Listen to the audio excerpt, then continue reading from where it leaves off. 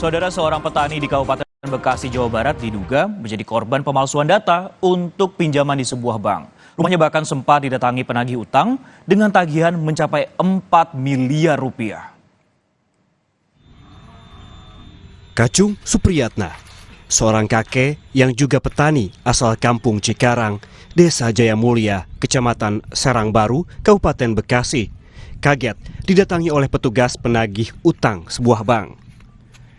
Mereka mengaku datang untuk menagih pinjaman sebesar 4 miliar rupiah. Padahal sang kakek tidak pernah merasa mengajukan pinjaman apapun ke bank.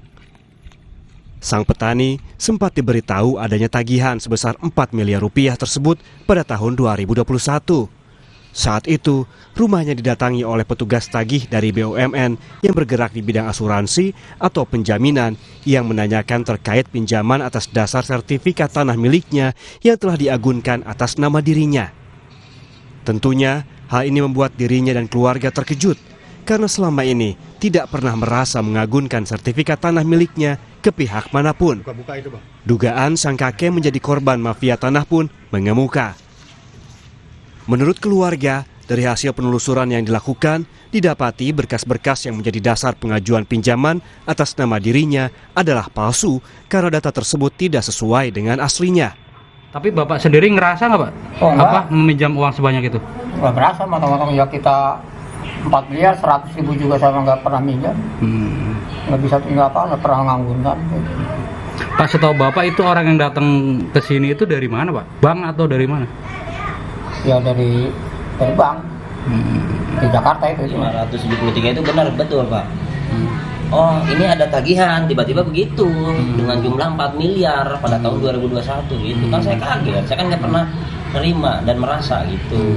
Orang tua saya juga belum pernah minjam kepada siapapun gitu. Ya intinya mah nggak pernah nganggunin apa-apa ke siapapun juga atas nama Kacung Supriyatna ke Askrindo. Yang datang ke sini itu Askrindo. Kasus ini pun dilaporkan oleh keluarga korban ke Satuan Reserse Kriminal Polres Metro Bekasi.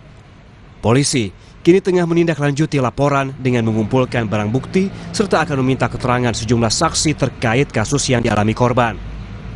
Dari laporan polisi tersebut, korban melaporkan dugaan tindak pidana pemalsuan identitas itu dengan 5 pasal dengan ancaman hukuman 4 tahun sampai 8 tahun penjara. Penanganan masalah kasus petani itu sudah ditangani intensif oleh Satreskrim Polres Metro Bekasi. Ya, kasusnya seperti apa dan dikenakan pasal berapa? Jadi kasusnya ini bermula si korban menitipkan sertifikatnya, ini digadekan.